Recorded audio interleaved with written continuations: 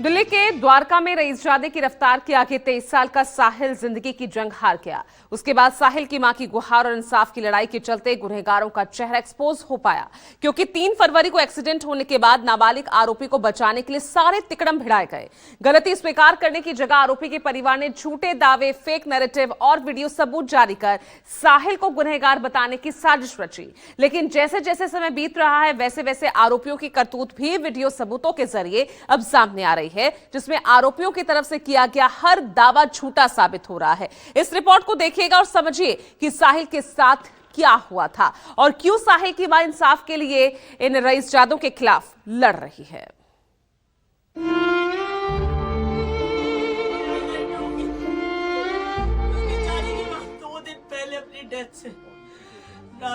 ये तस्वीरें दिखाने और ये सब कुछ सुनाने का एक ही मकसद है, ताकि एक्सीडेंट की भयावहता की यादों को ताजा किया जा सके।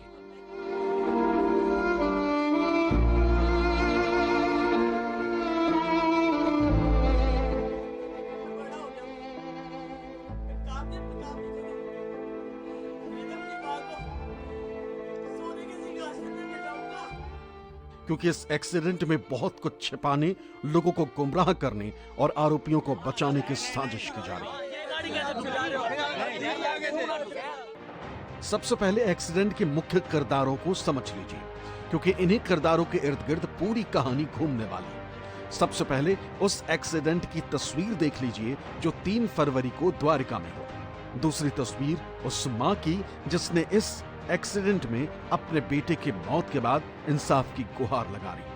और तीसरी तस्वीर उस कार की है जिसने साहिल को अपनी बेतहाशा रफ्तार के दम पर कुचल दिया। चौथी तस्वीर उस आरोपी की है जो एक्सीडेंट के बाद मौके से अपनी बहन के साथ भागने की कोशिश करता है, जिसको भीड़ रोकती है।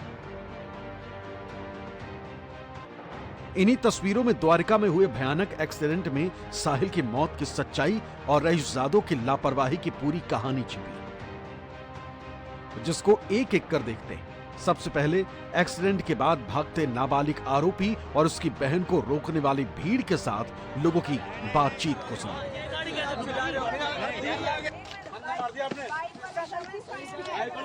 ये सब गलती से है, ये सब गलती से है। बाइक वाला जाएगा, कोई मतलब नहीं बनता है भाई। इतनी स्पीड में गाड़ी इधर आजा, इधर आजा, इधर आजा, इधर आजा भाई। इतनी स्पीड में गाड़ी नहीं। हाँ, बंदा मर गया है, बंदा मर गया। नहीं नहीं हाँ, ये गाड़ी कैसे चला रहे हो? गाड़ी देख रहा मैं मेरा। हादसे के बाद नाबालिग आरोपी और उसकी बहन ने लोगों से बहस की। अपनी गलती मानने की जगह लोगों को गुमराह किया, दावा किया है कि एक्सीडेंट बाइक सवार साहिल की लापरवाही से हुआ।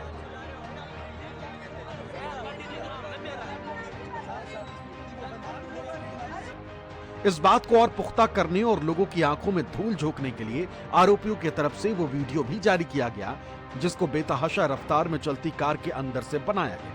दिखाने की कोशिश हुई कि साहिल कार के सामने से आता हुआ दिखाई दे रहा है, इसलिए उसकी ही लापरवाही से एक्सीडेंट हुआ। ये तस्वीर आरोपियों की तरफ से जारी की। इस बात को याद रखिएगा, क्योंकि जो कहानी एक्सीडेंट के बाद आरोपियों ने गढ़ने की कोशिश की और अपने क्राइम को छिपाने और साहिल को दोष देने का फेक नैरेटिव चलाया, उसमें ट्विस्ट अभी बाकी है, क्योंकि इस एक्सीडेंट से पहले का एक नया वीडियो सामने आया। यह साहिल को कुचलने से ठीक चंद सेकंड पहले का वीडियो है। इस वीडियो में देखिए, जो 3 फरवरी सुबह 11:38 की तस्वीर है।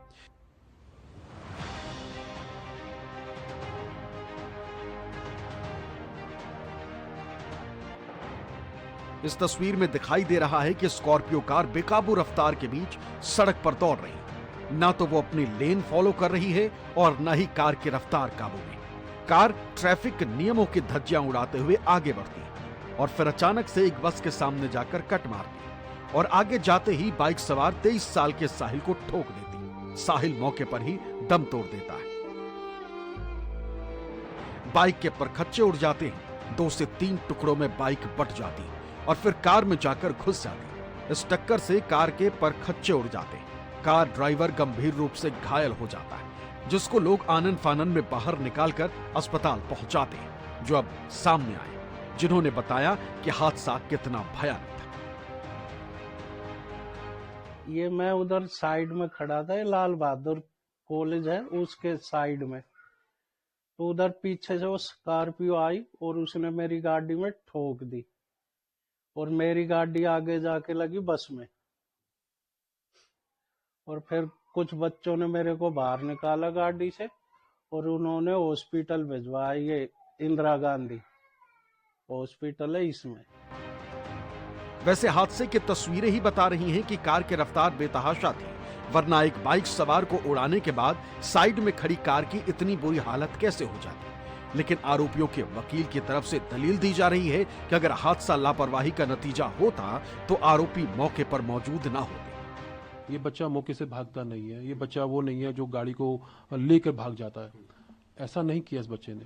ये फैमिली ऐसी नहीं थी जिसने बच्चे को, इस केस को कहीं से कवर अप करने की कोशिश की, मैन अप करने की कोशिश की, कुछ नहीं।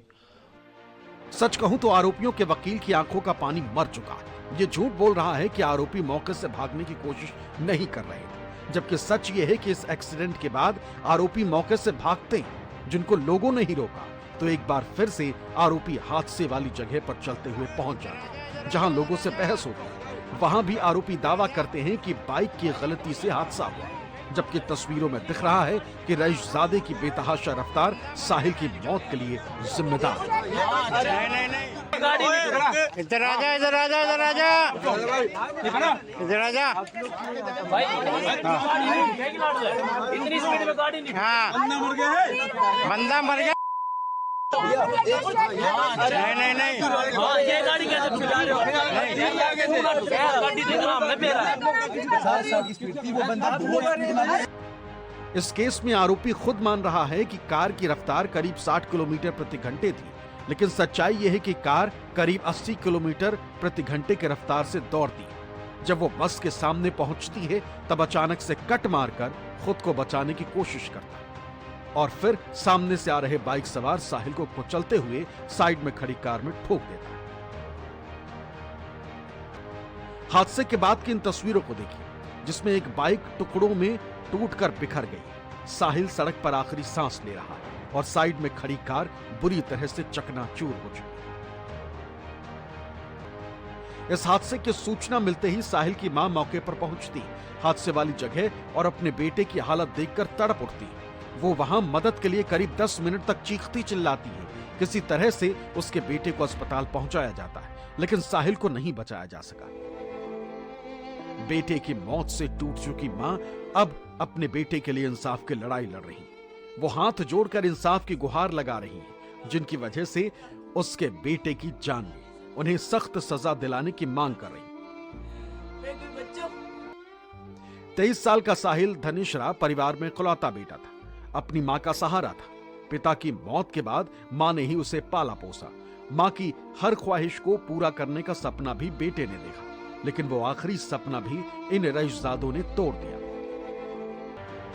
एक मां अपने बेटे को खो चुकी, जिसकी तड़प और उसकी गुहार ने ही मुद्दे को मीडिया में जगह दिलाई, वरना इस मुद्दे को एक सामान्य एक्सीडेंट बताकर रईसजादों की लापरवाही को फाइलों में दबा देने की तैयारी थी। पर अब जैसे जैसे समय गुजर रहा है, इस एक्सीडेंट की परत दर परत खुल रही है। एक्सीडेंट के बाद फैलाया गया झूठ एक्सपोज हो रहा है। इसके बावजूद आरोपी को बचाने के लिए नाबालिग होने और बोर्ड एग्जाम जैसी दलीलें दी जा रही हैं, लेकिन अपना गुनाह कबूल नहीं किया जा रहा। वकील की तरफ से दावा तो यहां तक किया जा रहा है कि जिस नाबालिग को दोषी बताया जा रहा है वो दोषी है भी या नहीं, अभी जांच चल रही है।